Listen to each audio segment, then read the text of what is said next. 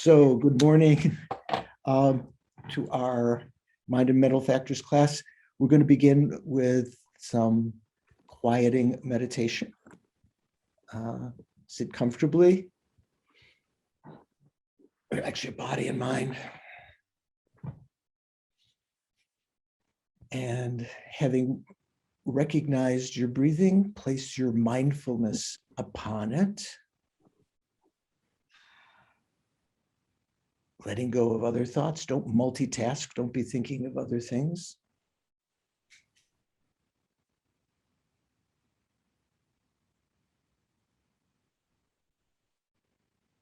Although there's some breathing meditations where you control the breathing, here we're just observing it.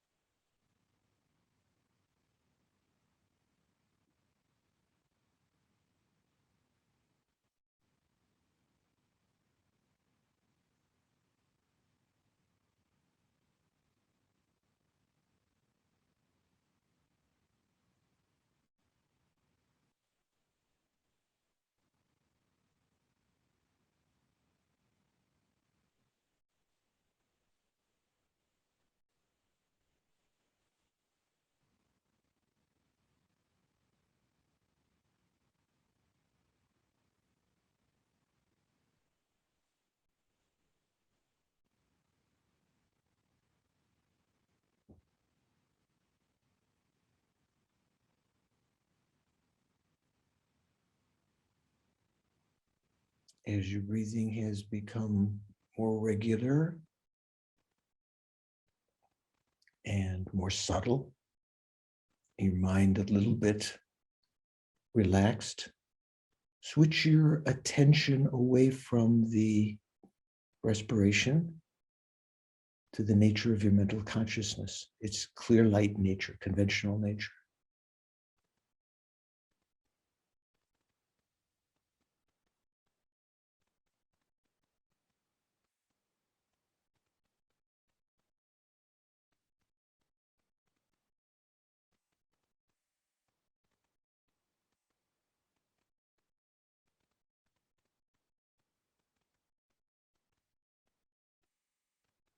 Even the temporary appearance of thoughts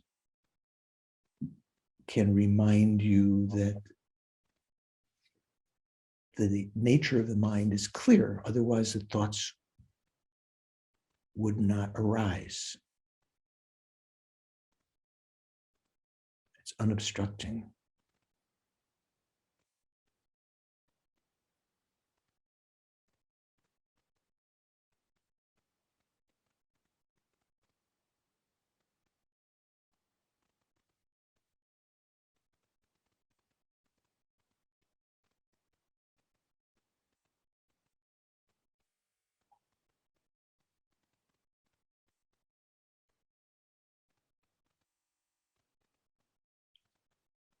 What do we say in common parlance? So forget about it. If someone's got something on their mind that's bothering them, just forget about it.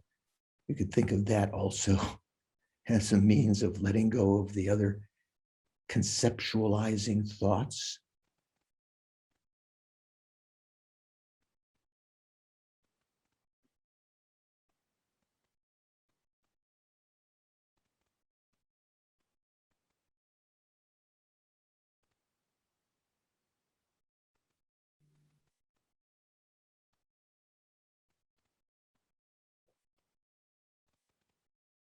Once you have a taste of this,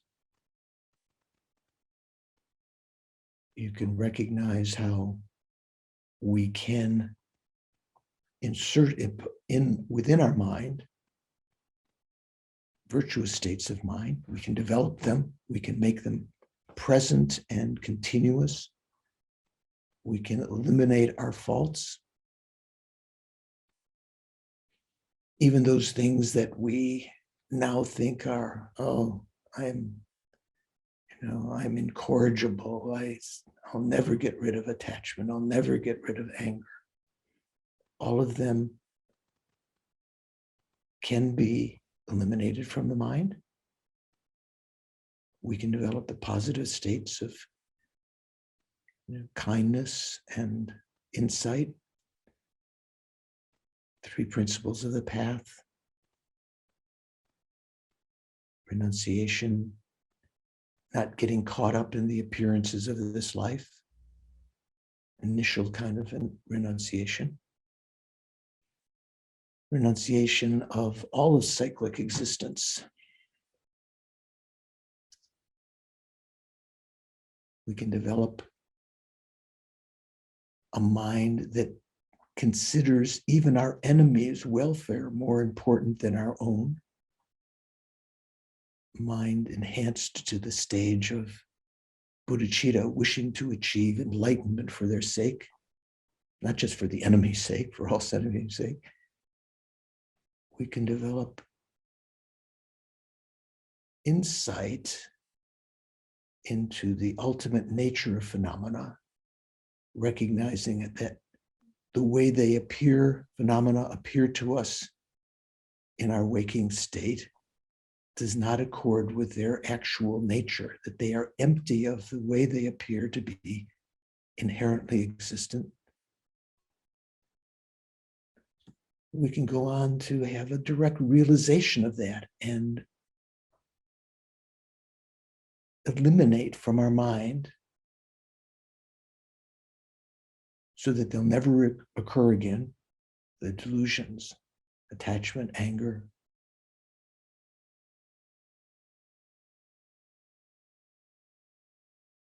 All of this is a result right now, a recognizing that of, at this moment, having a life of leisure and endowment, human body. When the teachings of the Buddha exist, they haven't degenerated. Spiritual community and to support us. All of this has come about because of our karma in past lives and prayers. Yeah, we've practiced morality and generosity, especially in previous lifetimes, and had some wish to help others that have come about with this life right now, which is much different than the life of most human beings now, who are caught up only in the here and now, only in the meat and potatoes. Although we can get caught up in that also, We have the Dharma as our refuge, our ultimate refuge. Having reverence for the omniscient mind, the Buddha who taught the Dharma, and the spiritual community that helps us take the medicine of the Dharma.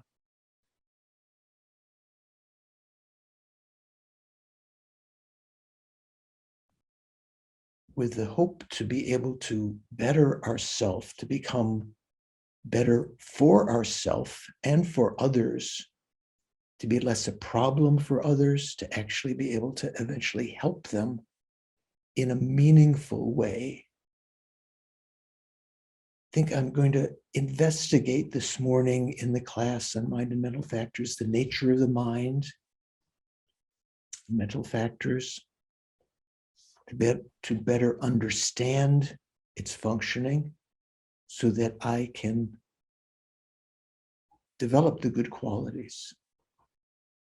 Starting with concentration based on mindfulness and alertness and so forth.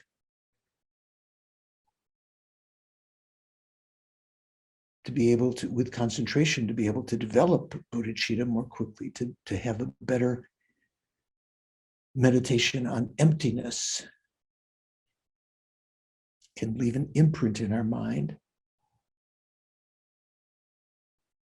I'm going to listen to the teachings with the end goal of achieving the state of omniscience, enlightenment, which is the culmination of one's own aim and the aim of others. When we say one's own aim, that means having a state where there's no suffering at all for oneself, only blissful experience. Omniscient mind, Dharmakaya, and the culmination of our work for the aim of others is the achievement of the two form bodies, the Nirmanakaya and Sambhogakaya.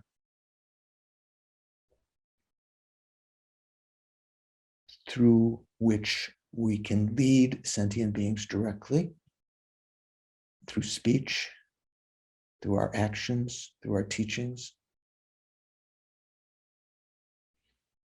I'm going to participate this morning in order to achieve enlightenment based on my concern for others, understanding my equality with them, how their welfare is more important than my own, trying to develop that thought. I'm going to participate in order to achieve enlightenment for the sake of all sentient beings.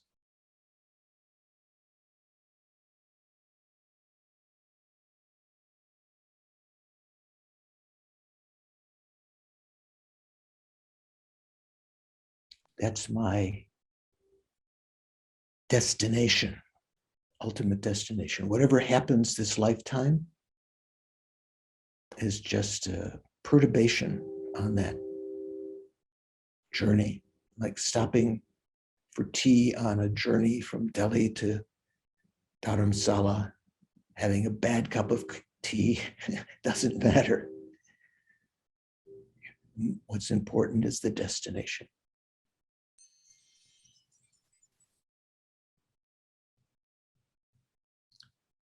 And then bring your attention back to the present.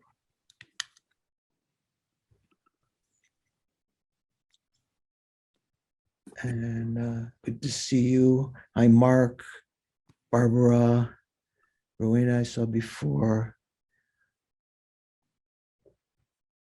I think there'll probably be one or two other people coming, maybe. I'm not sure. We're down to 12 now. Sometimes we have 13, 14, 15 sometimes.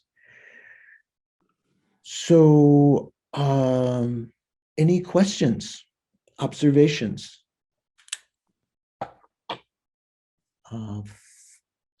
In your meditation or about the subject matter we've been talking about? Christine, you have, Christina. Yes, I want to thank you. I certainly have noticed another level of my mind is operative, not all the time, but at times sort of sort of identifying the mental factors that I've learned and have been studying. Mhm. And it's just another level of awareness. I'm very aware of that. Good. Okay. Sort of budding, blooming very slowly, but it's really interesting. Yeah, that's good news. Yeah, it's good news. Yeah. What do the Christians say? The good news, spread the good. Um, yeah, when we get to the virtuous and non-virtuous mental factors, there'll be even more, to integrate into our mind, to recognize when we're getting attached or getting angry or jealous or whatever, and learning about the antidotes, going back over the teachings that we received, for instance, in the Bodhisattva-Charyavatara. So many of the antidotes are mentioned. If you can go back and find them in the sutras, but sometimes they're all of the antidotes are mentioned in these great texts, about the bodhisattva behavior and so forth, or the Vinaya and, the rules of ethics and so forth. Anyone else have an observation or thought? How are we doing? Okay. Okay. So we've talked about mind and mental factors, the difference between primary mind and mental factors. Something that occurred to me when we talk about the mental factors, you might kind of think of them as like different organs in your body, like part of the body, but segmented away from what, your liver is findable someplace and different than your kidneys and your lungs and your brain and so forth. The mental factors are more homogeneous throughout the mind. It's not as though they have a particular location or demarcation. We could just think of these various functions of the mind as being inherent in consciousness, and but it helps. The Buddha mentioned these mental factors to point out how the mind has is able to deal with particular aspects and so forth. So we talked about the Kundrong, the 5 omnipresent mental factors.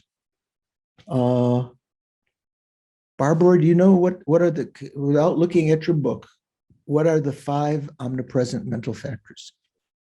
Put you on the spot. You got to try. Unmute yourself. Yeah, you. I can't remember. I'm sorry. Okay. What if I give you a hint? Start with feeling.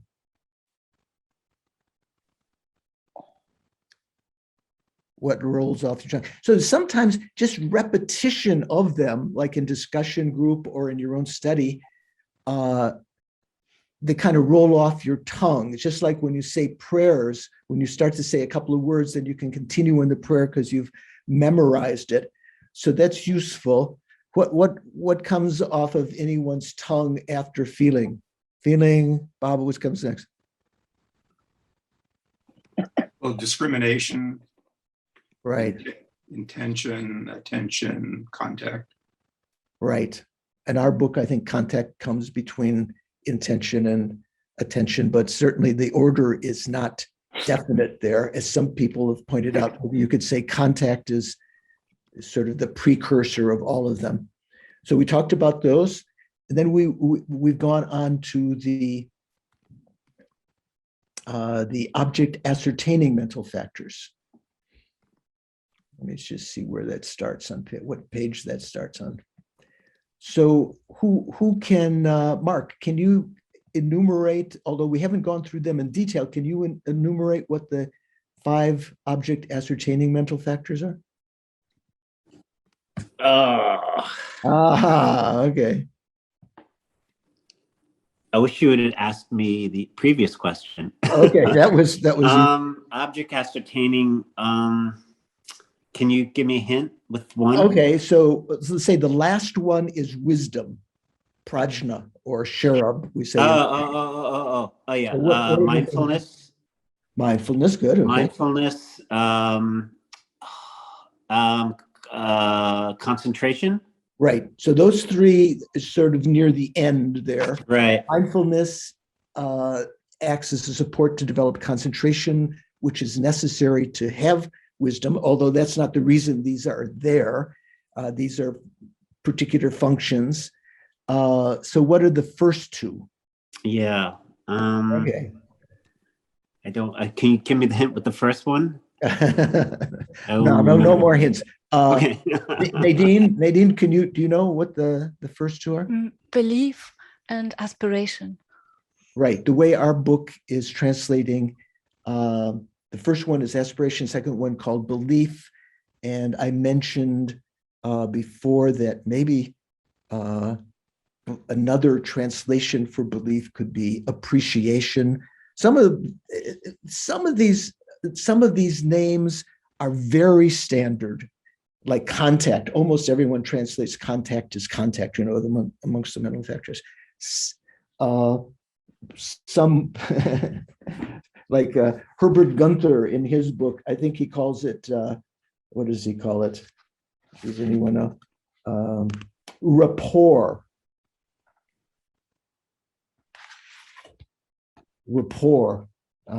He has some strange things, but almost everyone calls contact. Some of the ones that are more variable, this one that we have here called belief in our text has many, if you look at different texts, many people translate it different ways. Interest, appreciation, a whole slew of different things. Almost every text has its own take on it. So aspiration is our basic kind of a state of mind. What is aspiration? It is the very wish to be endowed with this or that attribute of a desired thing. It has the function of acting as a support for making effort. So it is the mother of all effort. When we talked about developing single-pointed concentration, you need to have aspiration. So we talked about that, Dumpa, and one of the manifestations of that is, we can call it desire. In bodhicitta, the state of bodhicitta is a mind that has two aspirations present in it. One is aspiring to achieve enlightenment, and the other is the aspiration to alleviate the suffering of sentient beings. So there's a famous verse. If you were to only know a couple of verses, of course, there's some prayers that we say, we find it difficult even to remember in Tibetan some of the verses, but there's one verse from the Abhisamaya Alamkara, which we haven't talked about so much now. It's called the Ornament of Clear Realizations. One of the texts that Maitreya, one of the 5 texts that Maitreya bestowed upon a Sangha. In there's one famous verse. I don't know it in Sanskrit. Maybe Bob does. Semke pani shendon chir yangdak zokpe jangchub de. Bob, do you know the Sanskrit? You don't know that verse. So that semke is a word that's used to refer, we call it, you could translate it as mind generation. Basically, it means bodhicitta, generating the mind, aspiring to achieve enlightenment. So semke pani means, bodhicitta is, semke pani, shendon chir, for the welfare of others, yangdak zokpe jangchub de. Yangdak zokpe, jangchub means completely perfect enlightenment. Yangdak zokpe jangchub de, to desire, complete perfect enlightenment. So bodhicitta is out of the desire to achieve enlightenment for the welfare of others. So there's 2 kinds of aspiration there. So this aspiration is a very important mental factor. Then we talked about belief. Here it said, what is belief? It holds an ascertained thing to be just the way it has been ascertained. It has the function of not being captivated by other things. Here it just says, here's the function of non-captivation. So this is, it says, the Muni has taught that the root of all that belongs to the class of virtue, the Muni has taught that belief, this is a quotation from the Bodhisattva Charyavatara I mentioned last time, chapter 7, verse 40. The Muni, it means the Buddha, Shakyamuni, has taught that belief or appreciation or interest is the root of all that belongs to the class of virtue. And the root of that is constant meditation on the fruitional results, on the results of karma. So if you recognize virtuous qualities, which are, or not necessarily virtuous qualities, but say beneficial qualities like happiness and so forth, if you recognize them and you admire them, you could call it mukha also admiration, then you will be, that's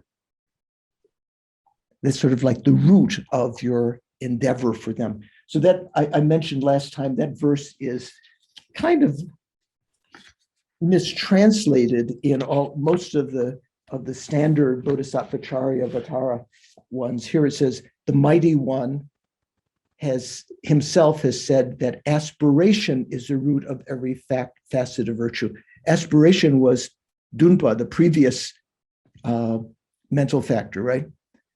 Aspiration means desire. So they're kind of saying the Muni, the mighty one himself has said that aspiration is the root of every facet of virtue, but it actually says admiration or belief or interest or admiration is the root. So that's important to know. So then we began last time to talk about Demba, right? Mindfulness, is that right? Anyone? Okay. So what is mindfulness? It is a non-forgetfulness of the mind with respect to a familiar object. It has the function of non-distraction.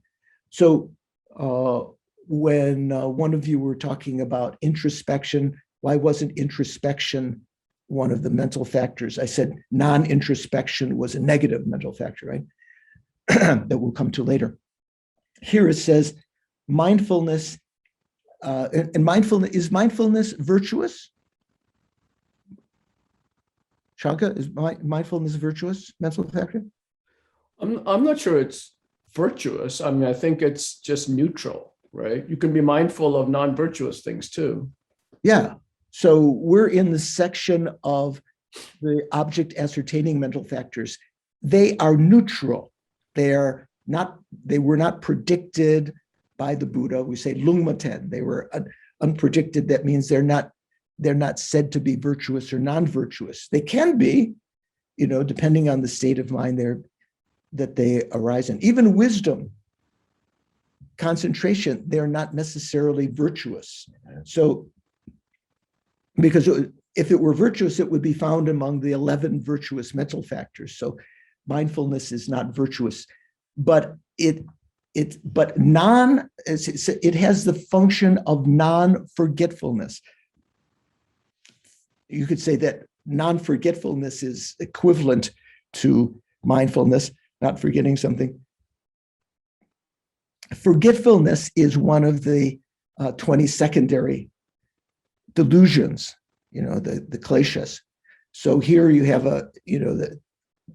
one of them is mentioned, but here both of them are mentioned, the opposites.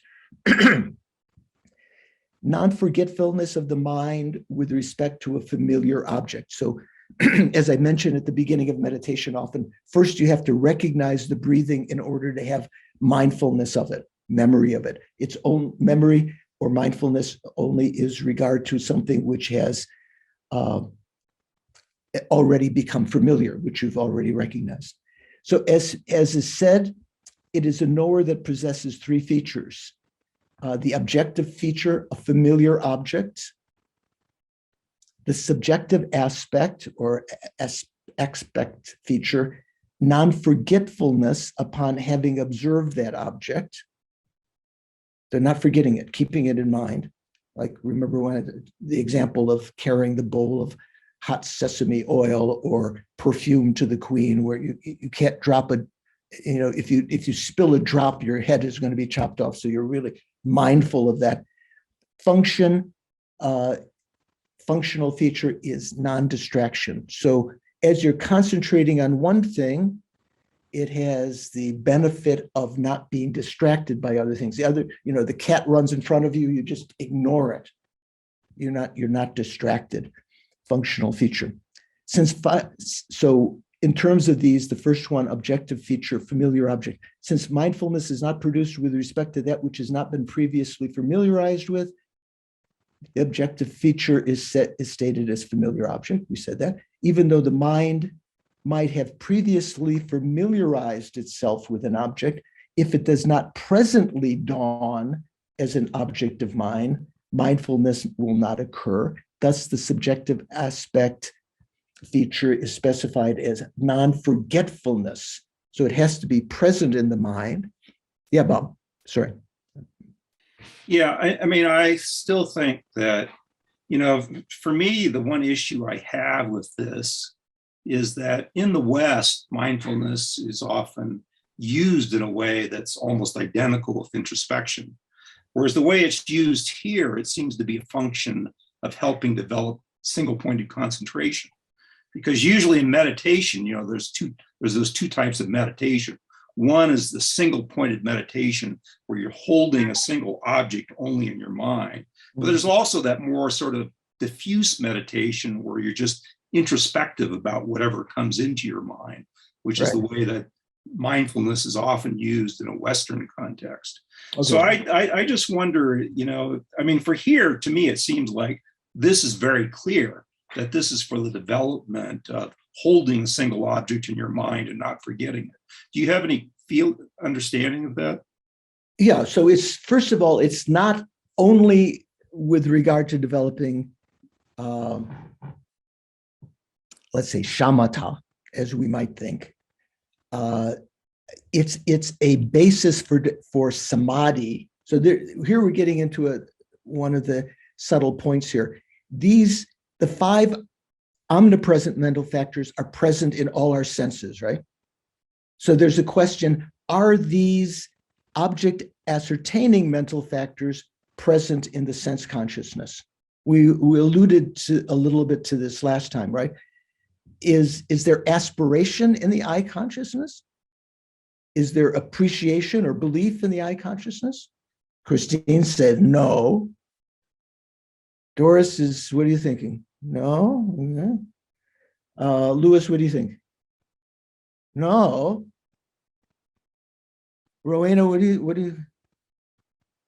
They drive the aspiration. It's the force that motivates. It's sort of the energy that motivates rather than those specific things. Okay. Does that make sense? Yeah, that what you said makes sense. The words make sense, but it's from the Buddhist perspective, these object ascertaining mental factors, generally, when we talk about abhidharma, they are said to be present even in the sense consciousnesses. I mentioned this last time about samadhi, although the definition, because we had gotten to samadhi, I think a little bit, the mental factor samadhi, single-pointed concentration, or meditative stabilization, as it's translated here. These mental factors are said to be present in the sense consciousness. Say, for instance, when we talked about the kundronga, the five omnipresent mental factors, we talked about discrimination. And in one sense, when we think about discrimination, it kind of sounds like it's got to be mental, to discriminate one thing from another.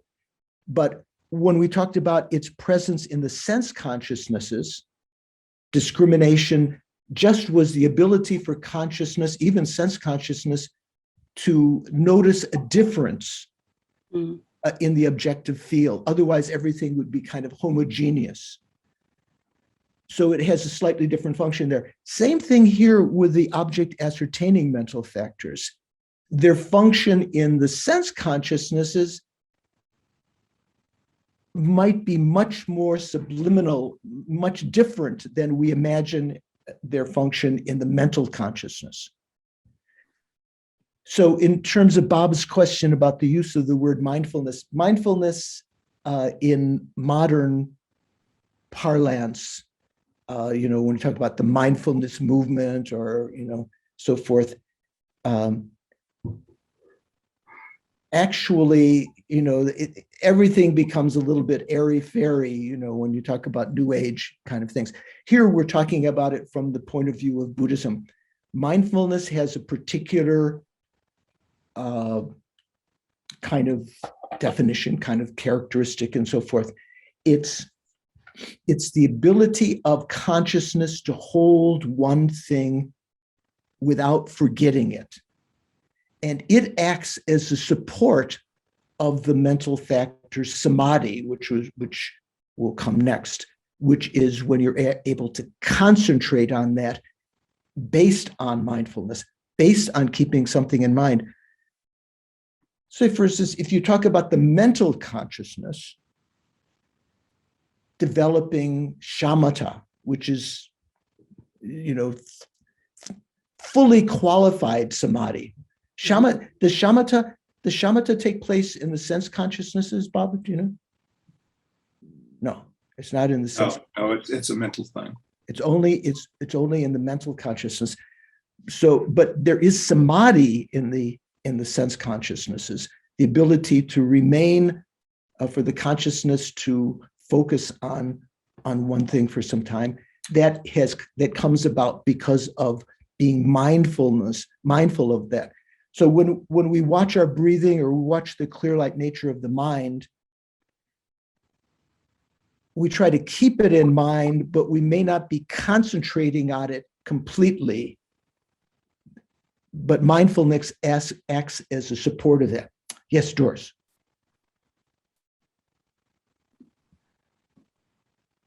Thank you, Venerable.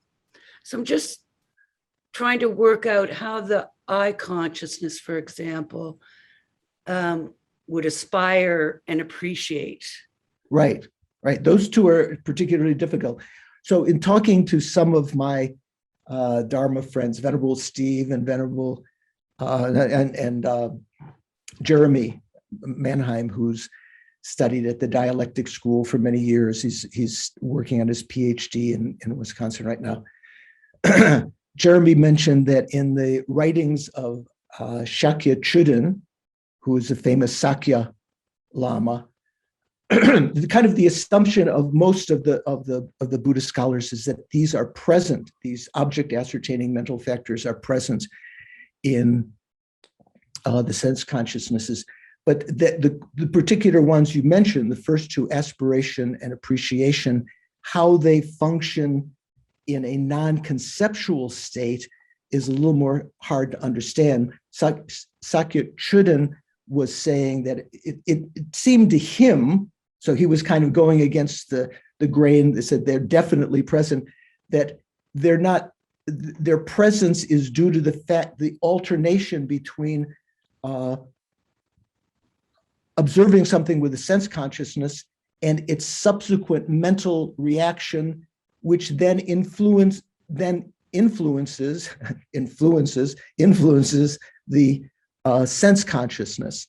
So those two are a little more difficult, how they could be present.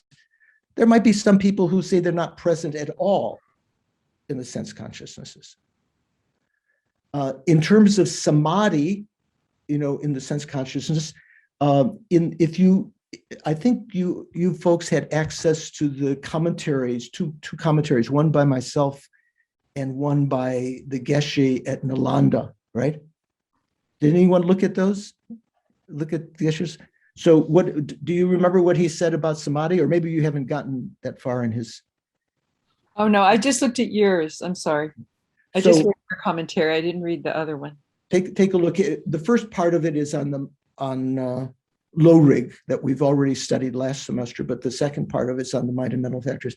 So Geshe-la said that the way that the definition is given here in a Sanga's text, that is the Abhidharma Samachaya that is quoted by our author, it seems that samadhi only takes an only takes an imagined object like a mental image as its object of focus. Whereas Geshe-la said, it usually we say that samadhi is present in the sense consciousnesses. It doesn't, where you have an actual manifest object, right? It's not just an imagined object. Like in mental consciousness, you imagine emptiness, you have a mental image of it, even though you're referring to actual emptiness. It's just a mental image of that. So there's a lot of discussion about how these might be present in the sense consciousnesses. But let's just go a little bit further here. So it says in terms of mindfulness, since the stability of mind is enhanced in dependence on special mindfulness, its functional feature is specified as that of non-distraction. So when you're actually talking about mindfulness from a Buddhist perspective, there's a difference between introspection, or whatever else you like to translate it, alertness, and mindfulness. Mindfulness is just keeping something in mind. Alertness is, or what's the other word? Introspection is the ability of the mind to look at the general, the state of the mind and notice whether mindfulness is decreasing, or whether you think you have mindfulness, but your energy is kind of being split because there's some distraction. So introspection is different than mindfulness. Mindfulness is just the holding of the thought, not forgetting it. And introspection has a different function that is important in developing single-pointed concentration and developing shamatha. Venerable? Yes. So in specifically on the topic of meditative, concentration and shamatha meditation. So you have, the two things that they always suggest to always have is mindfulness and introspection, which you talked about. Right. Introspection would be the one that examines the mind about luminosity of the object and so forth and so on, right? Is that correct? Well, not just luminosity. Yeah. Just and the other qualities, right? The right. Luminosity and the clarity and luminosity, right?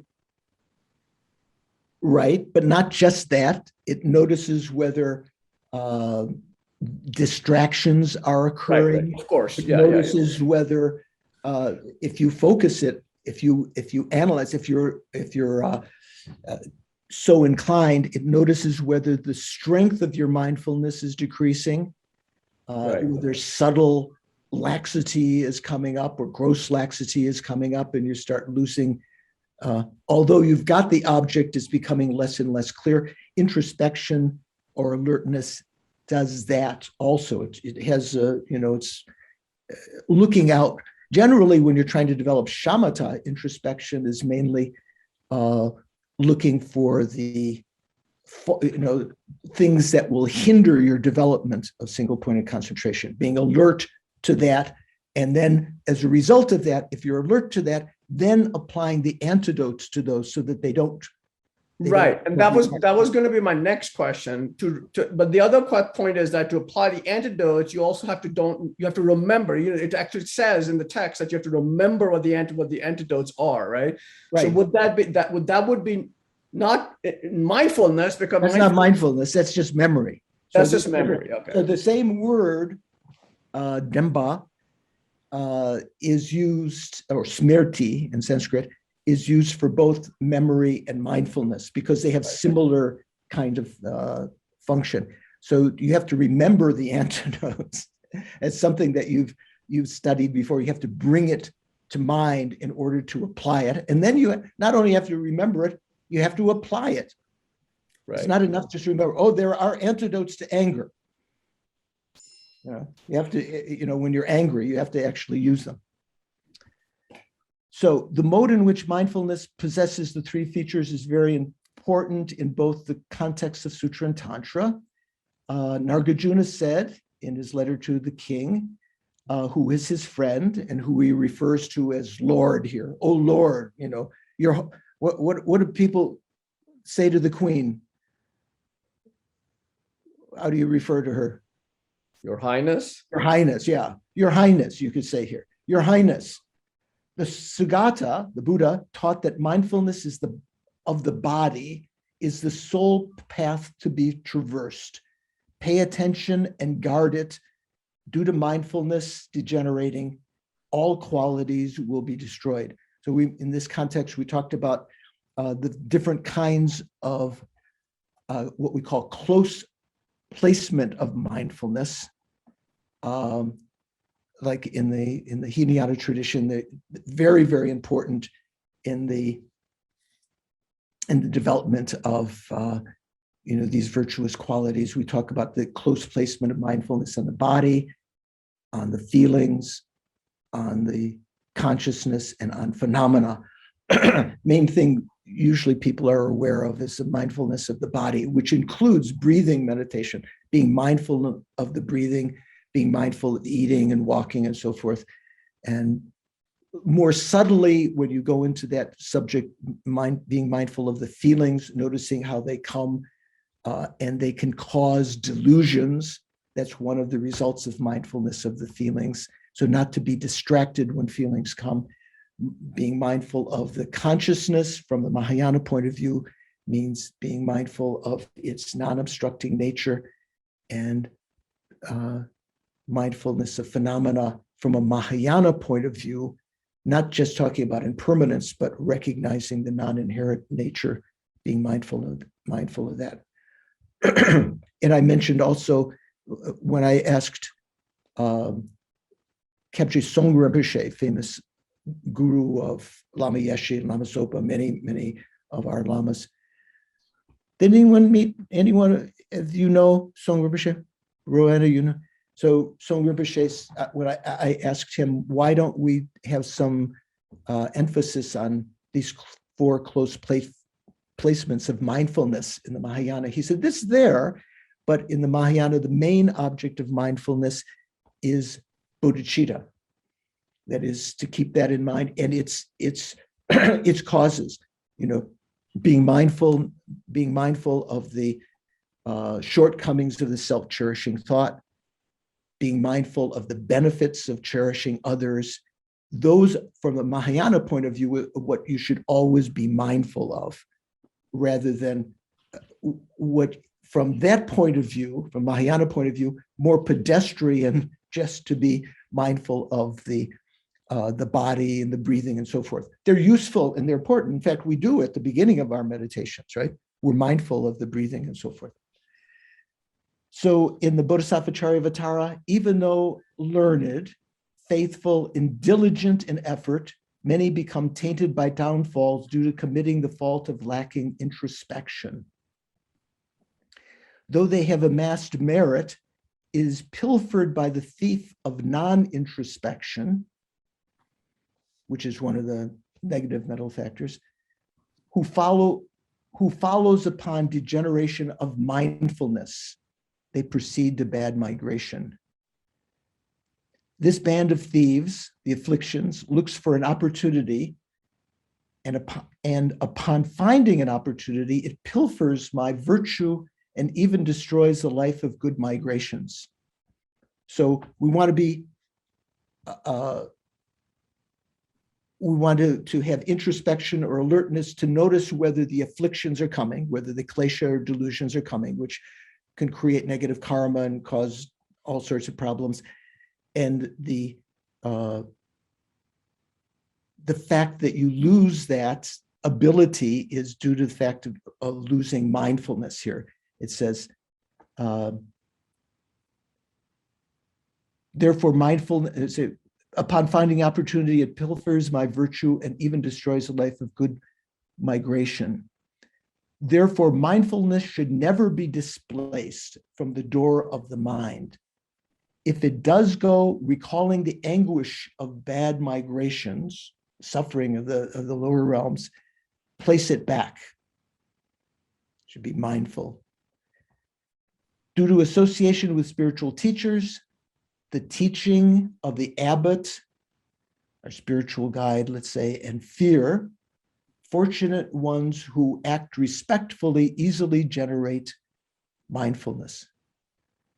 So here, the word fear again is used. It's not a mental factor, but it comes in so many other things. It's one of the causes of refuge and so forth.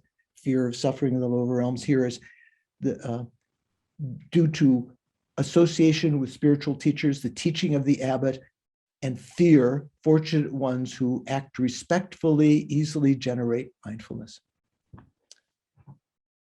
So it goes on to say, the increase of all excellent qualities of the paths and grounds are contingent upon the two, mindfulness and introspection. One of you mentioned that earlier. And all accomplishments of meditative stabilization of Sutra and Tantra are necessarily achieved through this special mindfulness. Therefore, this very method of relying on mindfulness is of utmost importance for those who, from their heart, wish to practice. And concerning this, in the Bodhisattva Charyottara, it says, let my gain and honor, my body and livelihood vanish. Let even my other virtues degenerate, but may my mind never degenerate. I urge you, the text says, those who wish to guard their minds, guard your mindfulness and introspection, even at the cost of your lives. Okay, so I think we'd gone over that before, so sorry for the repetition. Yeah, Shankar.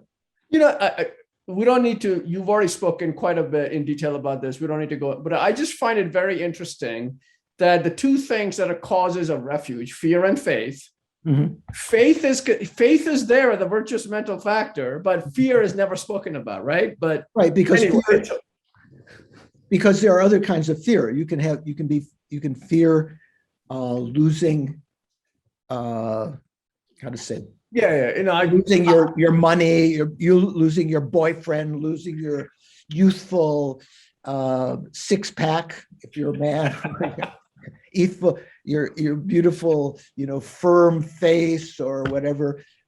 There's different kinds of fear. Faith, however, here doesn't include, the definition is limited. It doesn't include faith in non-virtuous things. So it's a little bit unfair, you might say.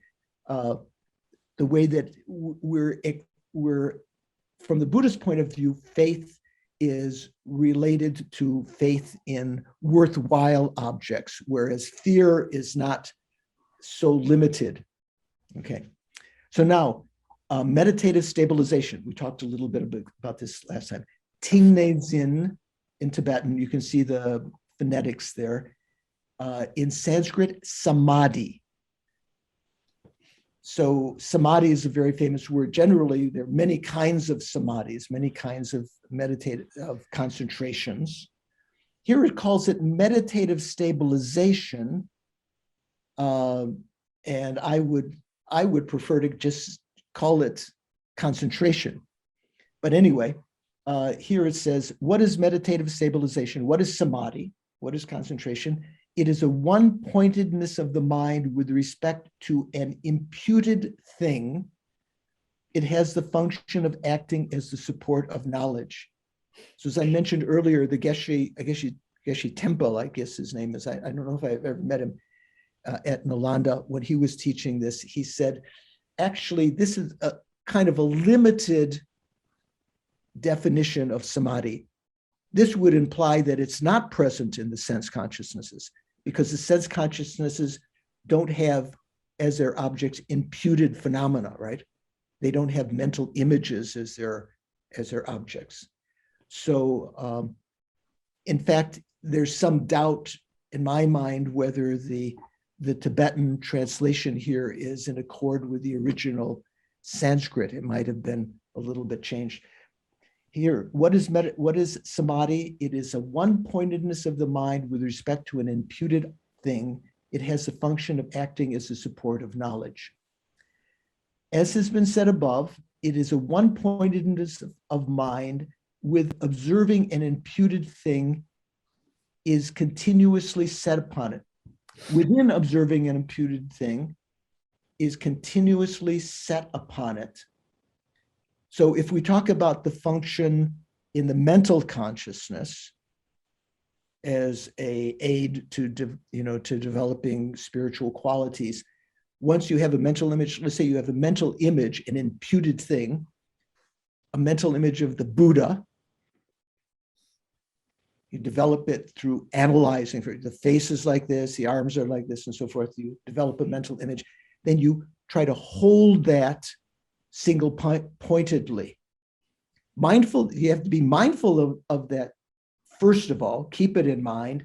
And then as a consequence of that mindfulness, you can enhance the stability upon it, the setting your mind continuously upon it. The objective feature of samadhi is specified to be, what did we say here? The objective feature of a meditative stabilization is specified to be an imputed thing. So as Geshe said in his commentary, and is generally in the Gelugpa and other traditions, this is a little bit limited definition of samadhi, because samadhi should be also present in the sense consciousnesses.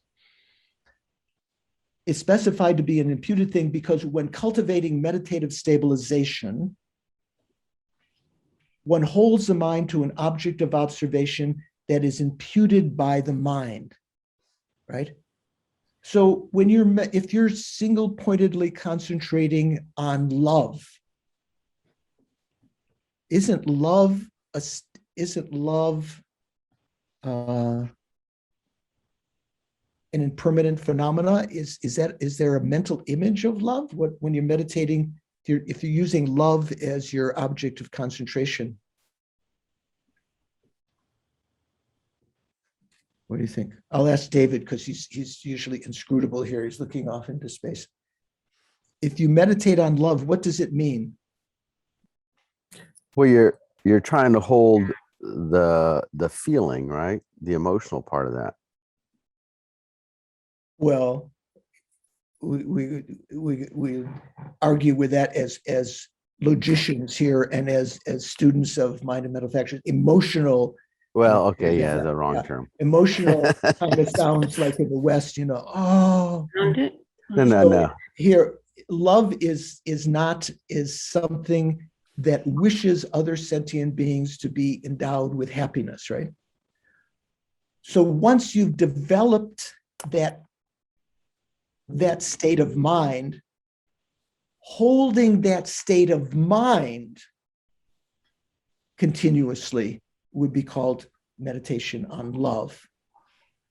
That's what I meant. Pardon me? That's what I meant. That's what you meant. Yeah, that's what I thought. I just should read between the lines. So let's just go over this line again. The objective feature of meditative stabilization is specified to be an imputed thing because when cultivating meditative stabilization, one holds the mind to an object of observation that is imputed by the mind. Furthermore, although there appear to be many enumerations of objects of observation for meditative stabilization, when condensed, they are taught to be 4. These are generally the 4 objects of observation of in the process of developing shamatha, of tranquil abiding, not just samadhi. So objects of observation for purifying behavior, objects of observation for purifying afflictions, pervasive objects of observation, objects of observation for developing skill. So the objects of observation for developing skill are taught to be infinite types. Observation of the 5 aggregates, observation of the 18 dhatus or constituents, observation of the 12 ayatana or sources or doorways to consciousness, observation of the 12 links of dependent origination, and so forth. Nowadays, it seems that there are some instructions at odds with the wording of the Conqueror's scriptures that clearly teach the method for performing, the method of performing. Does that make sense? Performing starting meditation within observation of Staring meditation. Oh, staring meditation, not starting. Yeah, staring meditation within the observation of form appearing to eye consciousness. However, Arya Asanga clearly stated that meditative stabilization, I was talking about the meditative stabilization with the mental consciousness, is not produced in sense consciousness. There's no shamatha in sense consciousness. Rather, it is only produced in a mental consciousness. Moreover, its objects of observation is not form appearing to a sense consciousness. Rather, it is only a mental object imputed by the mind.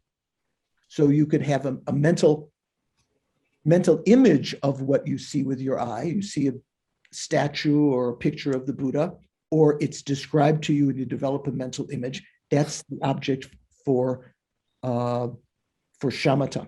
So there's some question here.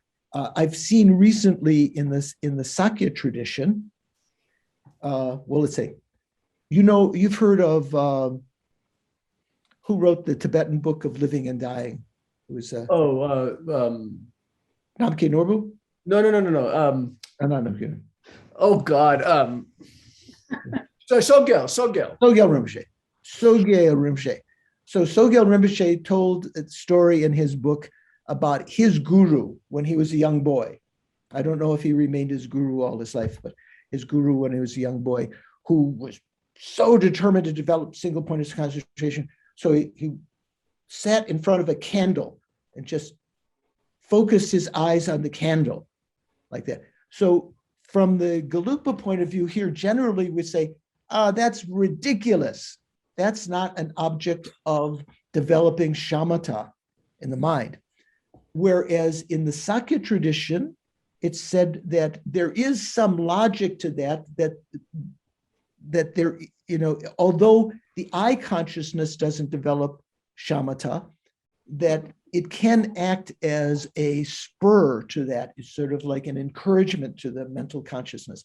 But here, generally, we say that in our text here, if we take it as being correct, that it's not a distortion of the original Sanskrit, that it's an imputed object, that it is only present, shamatha is only present in the mental consciousness. You wouldn't develop shamatha in the sense consciousnesses, but the sense consciousnesses still have the ability to hold on one object. They do have samadhi, is generally accepted through in general. Venerable. Yes. So I was in a retreat, Shamatha retreat with Churinoff Rinpoche, and he said exactly the same thing. That staring at a candle, listening to a babbling brook, etc., is not shamatha meditation. Right. And then the question arose, and I can't remember who asked it. Maybe Venerable Rene asked this. How is then meditation on the breath not? How is that not then the same as listening to a brook or whatever? Okay, And the answer was that because that's how you start, but once you are in the higher levels of tranquil abiding, the breath almost disappears from the tip of your nose. And originally that's what it is. But the breath disappears, but your mind is still in a non-forgetfulness state of what used to be the breath. So we mentioned this a couple of times in the tennis class and the low rig, and I think I've mentioned it already here before. So generally it's accepted that when you're mindful of the breathing, that is at that point you don't have shamatha because it is a moving object. It's an impermanent object. At the end of observing that breathing for a long period of time, you develop a mental image of the air element, right? The prana. You know, what are the four elements? Air, fire, earth, and water? I can't remember. Water, right? Yeah, right. yeah. So fire is that which is hot and burning. So one of them is its nature, one of its function. Water is that which is wet and moistening. Earth is that which is solid and supporting. Air is that which is moving. I can't remember the other part. You'll know. Who put it? Bob. Yeah, I mean, I should mention, I don't know if this has some bearing on it, but in the Theravadan tradition, what they say is that you begin focusing single-pointedly on the breath, but at some point that switches over to a mental image, after which you continue your meditation. And they say, you know, and that's a whole part of their whole meditation tradition. So if you did that, they don't specify it as air or any element, but they say that there is a specific mental image that replaces your breathing as your object of meditation. And if that were the case, then you would think that you could use it for shamatha, because it would be a single-pointed meditation on a mental image. Well, yeah. So what you're saying is exactly the same, except that the text you read is not, it didn't specify that it is the mental image of the air element. Whereas Alan Wallace, in his own studies in Sri Lanka, and I'm not sure if he went to Burma, Thailand, talking to Theravada monks, they specified it as the mental image of the air element, because that's what you're developing. Like, for instance, if you were to analyze the body of the Buddha in your mind in order to develop single-pointed concentration, you wouldn't end up with a mental image of a carrot or a Buick or something else at the end. Because of your analysis of that, you would end up with a mental image of that, right? Mental image of the body of the Buddha. So here, when you're analyzing the air, the breathing, you end up with a mental image of the air element. That's what Alan said to me personally, and when I asked a similar question to him, because one of his lifelong quests was to develop single-pointed concentration. So he did a lot of investigation in the Theravada tradition and so forth. So that's generally accepted. Generally, when you're being mindful of your breathing, that falls under the category of one of the four close placements of mindfulness of the body. But as a result of that, if you do it for a long period of time, you can develop a mental image of the air element, and it's that which acts as the observed object of shamatha, if you were to have used that process to develop shamatha. So as Shankar mentioned, Chögyam Rinpoche, other lamas, generally when we follow a sangha, we say that the object of shamatha is not an object of eye consciousness and so forth, but looking at a candle. But then some of the traditions that do Sakya and some of the other traditions. And as I said, Sogyal Rinpoche's guru, I think Sogyal Rinpoche was more Kargyu Nyingma.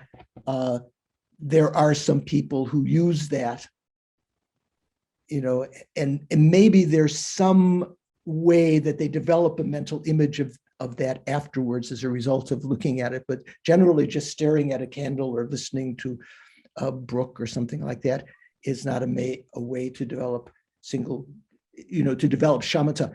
If you're reciting mantra, doesn't that help to develop your concentration? Concentrate. Like say in the Hindu tradition, what is the thing? Transcendental meditation. Transcendental meditation. I've never went to transcendental meditation course. Any of you do? David, you must have been to a TM course somewhere, no? I haven't gone to a TM course, but I have gone to, like, when I was a kid, my parents had a Hindu guru, and we used to go to his ashram, so we did do that. Yes. Yeah. So you just have sometimes in transcendental meditation, people would be given, quote, a mantra. Sometimes it was just Coca-Cola or Pepsi-Cola or something like that they would repeat again and again. And keep in mind, reciting mantra, and say mentally reciting it is a means of keeping away distractions because you're trying to concentrate on that. But that is not, in the end, that's not the object of shamatha, right? Okay, so qualm. Well then, does the object of meditative stabilization, let's say samadhi, definitely have to be a real object? No. Whether the object be real or erroneous, if one attentively familiarizes oneself with it internally over and over again, clear appearance and non-conceptuality with respect to that object will arise. Clear appearance. So it says, does the object have to be a real object? So where have you heard this expression before? Clear appearance of a non-existent. Well, What is that? In low rig, what was that kind of the definition of the clear? Well, it's mistaken, or like seeing a blue snow mountain, right? I mean, right, non-conceptual state, a clear appearance of a non-existent. What about in dream? You see a dog with big fangs chasing you, or the coyote chasing your dog in your nightmare. That is there could be a clear appearance because it's certain dreams are non-conceptual, remember? Not all dreams, some dreams are conceptual. This morning I was kind of daydreaming something and thinking about it, but that's not that clear appearance. A clear appearance of a non-existent is generally one of these categories of mistaken consciousness. So whether the object be real or erroneous, if one attentively familiarizes oneself with it internally over and over again, clear appearance and non-conceptuality with respect to that object will arise. It has been, as is said in Dharmakirti's Pramanavartika, therefore, utmost familiarization with whatever, whether real or unreal, results in a clear non-conceptual mind when that familiarization is thoroughly completed. So for instance, in the Mahayana and the Theravada and the Hinayana, there are various objects of concentration like the fire element or the, as you said, the air element and so forth. So sometimes people look through a hole. If they have a wall, they look through a hole in the wall and see a fire, and nothing else that they see, just the flame, and they with that visual consciousness, then they try to develop a mental image of the fire element. The functional feature of meditative stabilization is specified to be acting as a support for knowledge. So acting as a support to develop prajna, wisdom. Because through the force of analysis, with the wisdom of individual investigation, independence on calm abiding, in which the mind is internally set in equipoise, not eternally, internally. Did I say eternally? Internally set in equipoise, one achieves a special insight observing the modes and varieties. So this term modes and varieties, the note says, is an expression referring to ultimate truths and conventional truths. That is all phenomena. So it's useful to go over these points, to read this again and again, try to understand. In chapter 8 in the Bodhisattva Charyavatara says, having understood that afflictions are destroyed by special insight that is fully endowed with calm abiding, first seek calm abiding. That is achieved through taking joy in non-attachment to the world. So taking joy in renunciation, being, like in the one of the verses in the Yondin Shirgirma, the foundations of all good qualities, it says,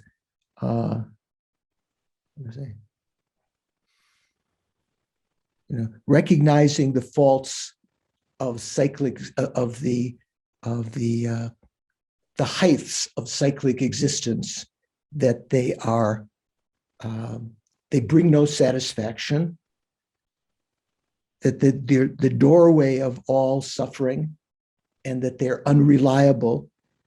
Please grant me blessings to develop joy in the quest for liberation. So it's kind of talking about that.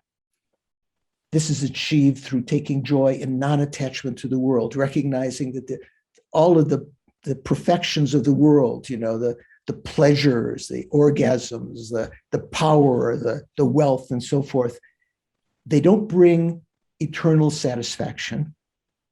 They'll bring some satisfaction at the time. Once suffering is going down, you feel you don't need to get that any longer, but then it will arise again. You're never quenched. You never quench your thirst for that eternally. It's the doorway. Quest after these things, after experiencing the so-called perfections of samsara, is the doorway to all suffering, because it causes you to create karma to be reborn again and again, to again, fantasize about various things that you could achieve and so forth. And they're unreliable. Even the best tasting steak or pizza or chocolate, when you're depressed, doesn't bring your mind to ease. It's only in certain circumstances. They're unreliable. Also in the scripture on discipline, the scripture on discipline repeatedly teaches the ways in which the training in meditative stabilization depends on the training in ethics and the training in wisdom.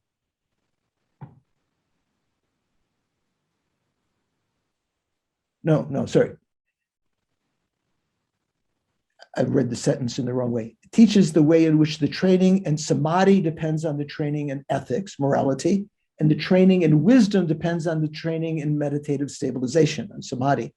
In this matter, those who wish to liberation from their hearts should regard these great texts as supreme quintessential instructions.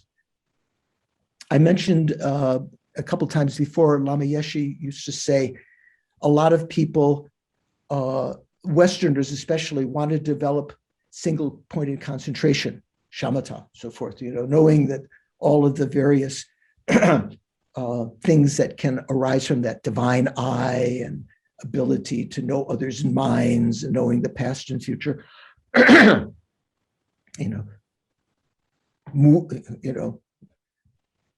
emanating bodies and so forth. Everyone wants to have this single point of concentration, but they don't know what the most important cause of that is, and that is morality.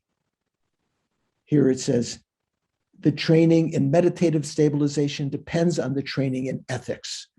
So when you are observing your behavior and avoiding what the Buddha taught to avoid, that can cause your mind to be agitated, the mind, becomes more limpid, more lucid, and is conducive then to develop single-pointed concentration.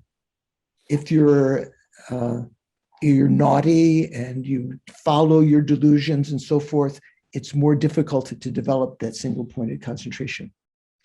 In this manner, those who wish liberation from their hearts should regard these great texts as supreme quintessential instructions. As has been said many times, it's not as though the great texts are only for philosophers and that all you need is some simple instruction from your personal teacher. All of the Lama Tsongkhapa emphasized, all of the great texts are meant to be personal instruction, to be put into practice. What it amounts to is that you need to have the intelligence to be able to analyze them and understand them. So then, of these 5 object ascertaining mental factors, the 5th one is sharab, wisdom, or, the Sanskrit? David, do you know what the Sanskrit is? Wisdom? Bob knows. Prajna. Prajna, right? Like prajna paramita. Prajna is wisdom. Some people translate it as intelligence. Intelligence just sounds like a repository of knowledge, whereas prajna, wisdom, is something which is active. It's a mental factor. What is wisdom? It strongly differentiates the qualities of things that are to be examined, or deeply differentiates, or, it has the function of overcoming doubt. So that's kind of like a root verse from the Abhidharma Samachaya. So in his own commentary to that, Asanga says more, and this is paraphrasing what else he says. Just as has been said above, wisdom is a knower that individually differentiates the faults and good qualities of things that are to be examined. With wisdom, wisdom can be it's not necessarily virtuous.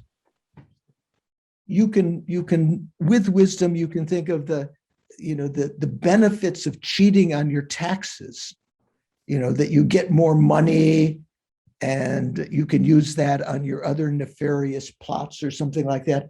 So just as has been said, wisdom is a knower that individually differentiates the faults and good qualities of things that are to be examined. Objects that are to be examined by wisdom are of 3 types: virtuous, non-virtuous, and unpredicted or unspecified, right? That means things that are neither virtuous or non-virtuous, like neutral actions and so forth. Wisdom individually differentiates the faults and good qualities of these. You can have faulty wisdom. You can be investigating the qualities of virtuous actions and come to the conclusion that they're not worth pursuing because it doesn't give you any immediate benefit, right? So it requires a deeper kind of prajna to understand. There are 4 ways of reasoning for differentiating faults and good qualities. So this is a topic that comes up sometimes in the Lan Rim. When you talk about analytical meditation, Bob was talking about earlier in one of his comments, there are 2 kinds of meditation. Generally, we'd say stabilizing meditation and analytical meditation. Stabilizing meditation is when you're just holding one thing, you're not analyzing. Analytical meditation is when you're analyzing. Shamatha and vipassana, tranquil abiding and penetrative insight, are the culmination of those 2. Penetrative insight, or vipassana, Lakton in Tibetan, is the culmination of analytical meditation, when you're able to analyze and not be distracted. Tranquil abiding is the culmination of stabilizing meditation. Right now, we don't have tranquil abiding, but we try to hold something in mind to leave an imprint in our mind. So when you're doing analytical meditation on the Lan Rim, you're going through verses or you're going through the Lan Rim and you're analyzing, there's said to be 4 kinds of reasonings that are used. Not just in that context, but here, I mentioned that because you may have heard that before. When you do analytical meditation, you need to talk about the functional reasoning, how things function, the reasoning of dependence, how one thing depends upon another, reasonings of logic, for instance, using that to establish emptiness and to establish that compounded phenomena are impermanent using logic and so forth, and the reasoning of nature and natural relationships. I'll talk about that a little bit in the future, but let's leave that right now. When one gains certainty through analysis with these 4 types of reasoning, doubt will be overcome. When we talked about low rig, we talked about a progression from wrong view to doubt leading in the wrong direction, to equal pointed doubt, to doubt leading in the right direction. And what was the next step after that? Whatever you call it. No, doubt leading in the wrong direction, equal doubt, doubt leading in the right direction. And what Right. what's better than that? Correct assumption. Yeah. Correct assumption. Okay. Someone remember. Okay. Or presumption. Okay. So it's leading in the right, it's believing that. So that would seem to be that which overcomes doubt, right? What comes after correct belief in that progression? Nadine, do you remember the 7 ways of knowing? So we said wrong view, doubt, correct belief. I can't remember now. Sorry. Yeah, it's hard to remember. Anyone remember? Bob, do you remember? I mean, ultimately, you're going to end up in valid cognition, right? Yeah, but what Inferential. Conviction? Is it conviction? a conviction kind of like is like presumption, right? Being convinced about something, but there are different kinds of conviction. We talk about what did you say, Bob? Or Doris, what did you say? I said inferential. Inferential cognition. So when you have used logic to establish something, that overcomes the doubt. So that's using wisdom. Nagarjuna said, doubt is okay if you analyze that doubt and try to resolve it. And to resolve that, you need to use these different ways of reasoning. And in doing so, then you can eventually overcome doubt. If you have doubts now, don't worry about it. What you have to do is learn how to learn about that subject more and more, to develop wisdom to overcome that doubt. So in Lama Tsongkhapa's text, the virtuous beginning and end, I don't know if any of you have ever read that, very, very poignant text. He says, stanza 14, having properly examined day and night the meaning of what has been heard. So that means also what you've read, right? Thinking about it day and night, even when you're going to sleep, rather than daydreaming, something else. Within the 4 types, having properly examined day and night the meaning of what has been heard with the 4 types of reasoning, may I eradicate doubt with analytical awareness that arises from contemplating the objects that are to be contemplated. So thinking about these things, what you've heard, with reasoning day and night, like the story I told of Milarepa when he went down to the the stream to fill up his bowl, his clay bowl, with water, and it slipped out of his hand and broke on the rocks. And because he always contemplated about impermanence and so forth, instead of being totally distraught at that time, he saw that as a reflection of the Buddhist teachings on impermanence, and it felt joyful at that time. All that was left was that kind of inner, shaped like a bowl, that was the results of having boiled his nettle soup so many hundreds of times, sort of like an inner, the crust that he'd never been able to clean out of that was only left, kind of reminding him about some tantric realizations about even when the physical body disintegrates, the subtle body continues. So, discussion of the category of object ascertaining mental factors. What is the reason for calling these 5 mental factors? What are they? Here it says intention and so forth. Is intention object ascertaining mental factor? No, it says aspiration and so forth. Oh, my text says intention and so forth. So I must have an older version. Yeah, it should be aspiration and so forth. Mine says intention too. So where's this newer version? Where did you get yours from, Christine? An email from Shanka. Okay. So whoever asked, Yeah, I mean, I basically have the same text that I put on there. So Did you say intention? no, mine says our- aspiration. Yeah, our okay. text says it's revised in 2020, revised November 2020, the one that says aspiration. Okay, so we have the older version. So see if you can get the newer version. So also the verse I told you about in discrimination that I talked to CG, the translator, about, and she sent in a revision of that section when we talked about unreasoning and so forth, discrimination and so forth. There will be other revisions.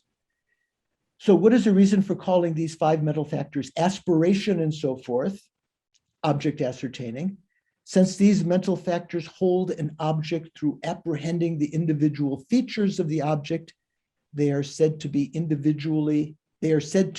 individually ascertain objects.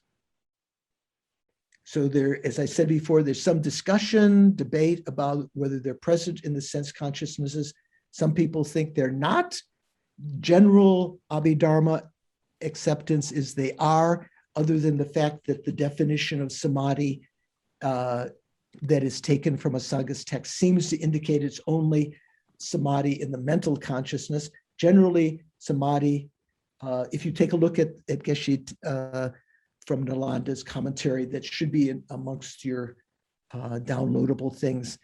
When he talks about that, he says, generally it's accepted that samadhi is in the sense consciousnesses. So there's some, you have to analyze this in your own experience and see if you can recognize how these definitions may be augmented in non-conceptual sense consciousnesses.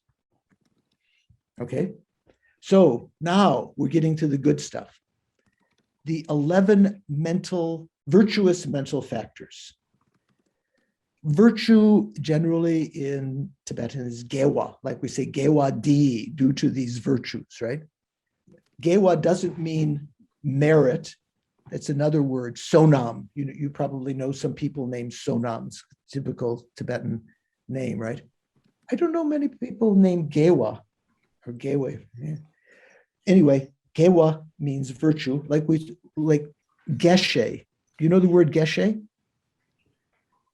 Does anyone know the etymology? Who's keen on these things? Bob and Shankar, things. What does geshe mean? What's the etymology of geshe? It's from Gewa, isn't it? Like It's from Gewa, so something virtuous.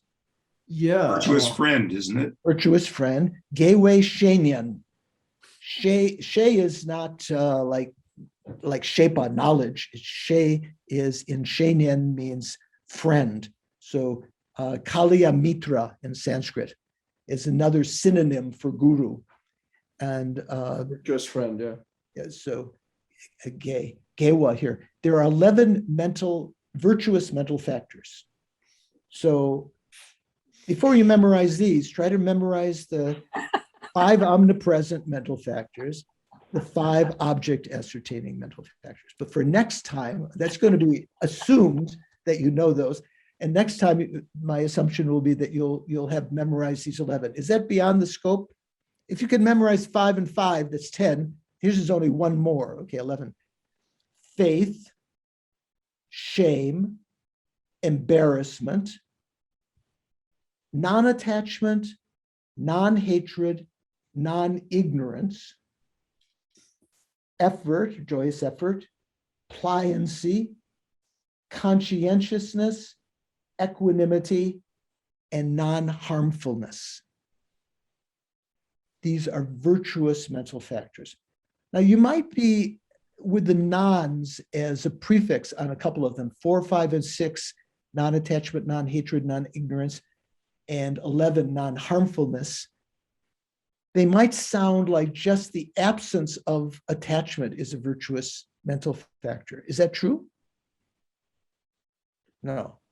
Oh, Christine and Bob saying no. Shanka, you're saying no also? But it says I'm sorry, I wasn't listening. I apologize. Oh, okay. Bob, Shanka is still in recovery from last night's loss to the Astros, the Red Sox loss. Yeah, I mean, especially to the cheating Astros. Yeah, okay. So here, the non is not referring to just the absence of something. It's referring to the antidote to that, as we'll see when we get to that. Okay, so first one, faith, teba. Regarding the entity of faith, when it says entity in these texts usually is another synonym for defining characteristic or definition. When you say the entity, in some cases, in this case it is. What is regarding the entity of faith, the Abhidharma Samachaya says, what is faith? It is a conviction, clarity, and wishing with respect to an existent, something that exists. So this is, remember when I said, if you had faith in, something that doesn't exist, like some scam or something like that, that is not counted as faith. Faith is going to be a virtuous mental factor because it's a conviction, clarity, and wishing with respect to something that does exist, that's real, that does exist, that is endowed with excellent qualities and power. It has the function of acting as a support for aspiration. Remember when we talked about the overcoming laziness, we said, first of all, you need to have faith in the qualities of single-pointed concentration, which leads about to generation of aspiration, which then generates effort, which then leads to pliancy. Remember that's the ultimate antidote to laziness, pliancy. So there are 3 kinds of faith that are talked about here. Just as said above, faith is a knower that has the aspect of conviction, clarity, or wishing, and serves as the direct antidote of non-faith. When divided, faith is of 3 types. Clarifying faith, you could say lucid faith or limpid faith. Faith of conviction, I think that's pretty good. And wishing faith. So we've encountered these before. Of those 3, let's say between limpid faith or clarifying faith and faith of conviction is much more stable. That's the kind of faith that we would, between those 2, that we would try to develop. Clarifying faith or limpid faith is something that may be present just, out of, seeing the good qualities of the Dalai Lama or hearing about the believing that the Buddha, Dharma, and Sangha are good because your parents have said so and so forth. It doesn't necessarily stand up to analysis or debate with someone else who might tell you, oh, that's not true at all. And then you lose that kind of limpid or lucid faith or clarifying faith. Clarifying faith is a clear mind engendered by seeing the excellent qualities of those so endowed, such as the three jewels. Why is it called clarifying or limpid or clear? For example, when one places a water purifying gem in dirty water, does anyone have one of those? Is there such a thing, a water purifying gem? Sounds like some folklore, right? Shankar, you unmuted. What do you think? Oh, no. Okay. Oh, you mute again. Mark, have you ever heard of water purifying gem? You place the gem in water and it causes the impurities to disappear. Roanna, you've heard of it? You have to unmute. Okay, it's pretty tricky. Yeah, I've seen a couple of those. They tend to be bluish, clear bluish stones. And whether they actually do something or not, that they're definitely a point of faith. I mean, people put them in the water and think that the water is special or purified. So what would we say the modern equivalent of that might be, like your Brita filter, right? Yeah, it's So easier to carry. It's easier to carry than a Brita filter. If you're going hiking or something, you put it in your pocket in a little. So it has some kind of implication like that. So maybe in Indian folklore, there's some kind of jewel that you place in the water and becomes limpid, that becomes purified. There may be something like that due to your karma, just like like we say in the mandala offering, where we say Korlo Rinpoche, Norbo Rinpoche, Sunmo Rinpoche, Longbo Rinpoche, Longbo Rinpoche, these seven objects of universal monarch. Like they have a Dharma chakra that comes to them when they're born as a universal monarch, just as a result of that, which can transport them and their army to other places. Norbo Rinpoche, they have a precious jewel that eliminates heat and famine and so forth. They have a precious queen. Of course, this is patriarchal, right? If it was a universal lady monarchy, she'd have a precious consort, precious king, I suppose. So why is it called clarifying? For example, when one places a water purifying gem in dirty water, the murkiness of the water is immediately cleared away. Similarly, when this faith is generated, the murkiness of the mind is cleared away, whereupon all excellent qualities and realizations become suitable to arise in one's continuum. So this, sometimes one might call this dumb faith. What's another word? What's a word that people talk about faith that's not based on any reasoning? Blind faith. Blind faith, blind faith. Some people might call this blind faith, but it's not necessarily blind faith, although that might fall in some of these categories. I think I told the story before when I was in Tibet with Lama Zopa Rinpoche and a group, maybe in the 80s. We had gone to Lhasa. We were in Lhasa at the time. We were at the Potala.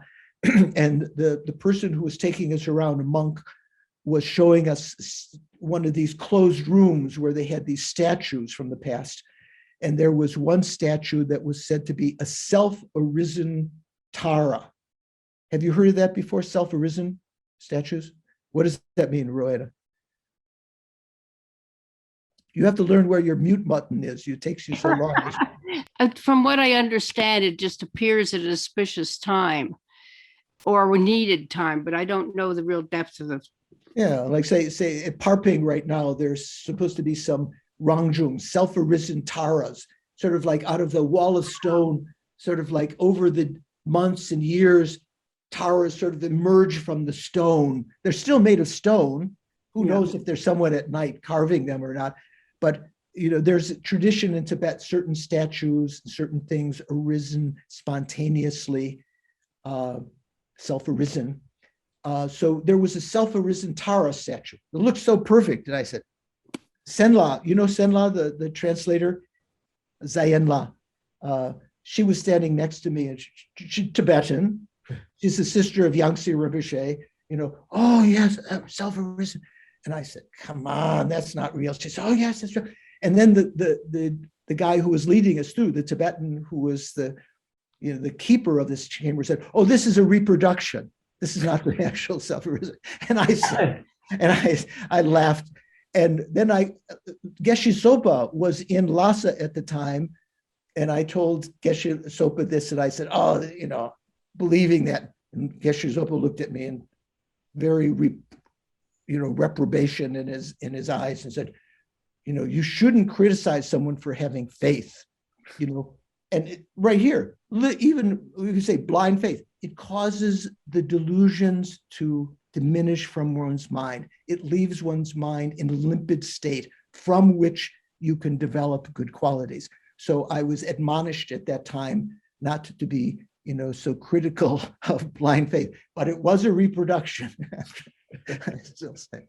And then, so just quickly, faith of conviction is the gaining of conviction through contemplating the modes of dependent arising, cause and a result, and so forth that are taught by the conqueror. In other words, if you apply the four types of analysis to something, the Buddha is a perfect refuge, that the Dharma is the ultimate refuge, that the Sangha is the aid in taking the medicine of the Dharma.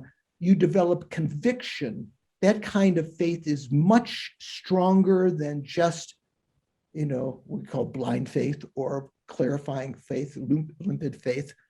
It cannot be changed when other people tell you, different, contradictory stories, because you've come about to that faith through analysis. Wishing faith is, for example, having contemplated the modes of the Four Noble Truths, how they function, ascertained true sufferings and true origins as object of abandonment, once you've recognized that, and true cessations and true paths as objects that you are to aim for, objects of attainment, and having understood that these can be attained if one makes the proper effort, because they're dependent arisings. The faith thinking, I shall definitely obtain them. So seeing the Dalai Lama, seeing Lama Zopa Rinpoche, seeing other gurus, seeing Geshe Sherab, seeing their good qualities, their calmness, their happiness, and thinking, I would like to be like that. I will attain that. That's called wishing faith. I remember at Kopan, my first course, going out to make pee-pee late at night, and looking up at the temple where Lama Zopa and Lama Yeshe had rooms up there, maybe 4 o'clock in the morning, and hearing Lama Zopa laughing at the, how Lama Zopa laughs, right? Thinking, wow, these are happy people. These are, besides the fact they're up at all hours of the night, wishing to be like that, wishing faith. So I'm going to end there. Next time, try to read through, let's say, the first half of the virtuous mental factors, review, memorize the 5 omnipresent and 5 object ascertaining, try to know the names of the 11 virtuous. How many mental factors are there altogether, Louis? 51. 51, yeah, not 52. I often fall into that. In some Abhidharmas, there are 52, but here there are 51. So any questions before we end, before we dedicate? Doris. Thank you, Venerable. Yeah. Just going back to the category object ascertaining, because I'm kind of caught up on whether they're in the sense Right. consciousnesses or not.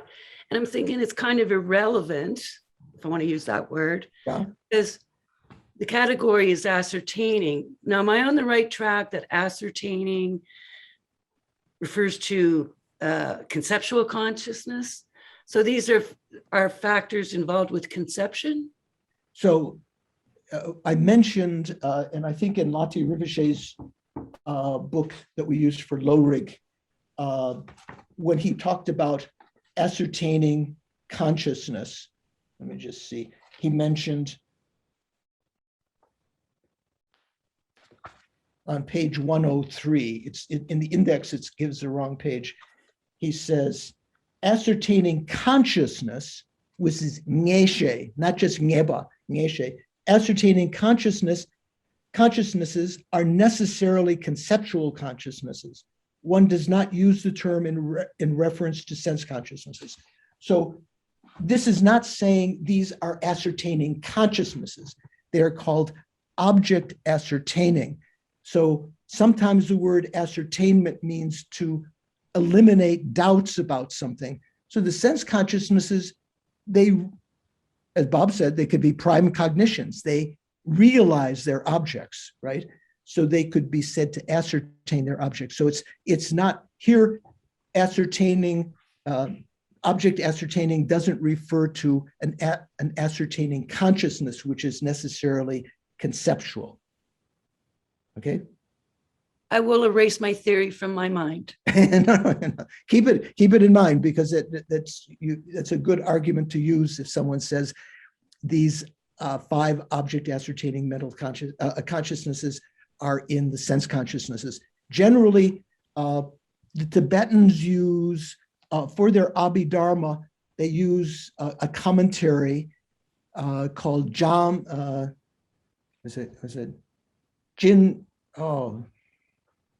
Jampelyang, I think. Bob, do you know what I'm talking about? Chin Jampelyang. So one famous Tibetan scholar of the past who studied Abhidharma, and he was Tibetan, and his texts go in much detail about Abhidharma Kosha and so forth. Generally, there it's accepted by the Tibetans that the 5 object ascertaining mental factors are within sense consciousness. That's the general. And then there's some debate about it, whether they could be possible, whether you could have prajna in the sense consciousness or samadhi and so forth.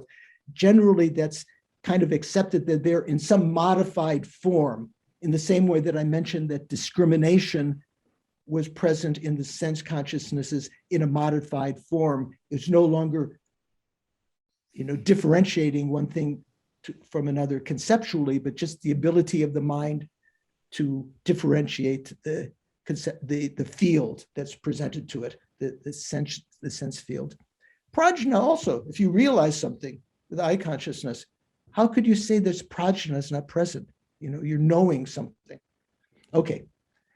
Any other question? Doubt? Comment? Okay. So let's dedicate merit that we've created.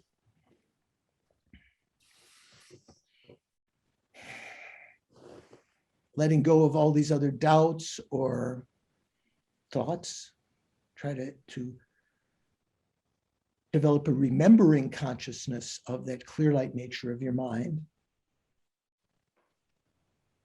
Within that, recognize that we have created some virtuous karma this morning, and we have a store of karma we've created in the past, karma that we will create in the future, virtuous karma. We can dedicate all of this karma again and again. Once you've dedicated, you can't think, oh, I can't dedicate it, it's already dedicated. You can rededicate it again and again. Due to all the merits I've created in the past, the present, and the future, may they become the cause of my continued spiritual realization up to and including the achievement of enlightenment, in which state I will have reached my own ultimate goal, total blissful happiness, all-knowing, and the goal of others, the ability to lead them effortlessly, spontaneously through the emanation of the two bodies, through the miraculous inspiration of the Dharmakaya. Due to these merits, may I quickly achieve enlightenment for the sake of all sentient beings.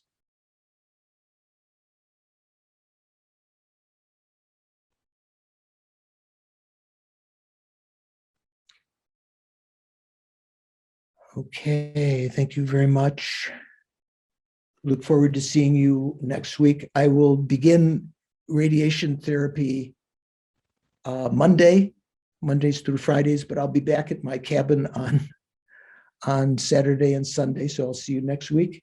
Venerable George, may I just ask, what mantras can we say for you during the week that might, that would help you?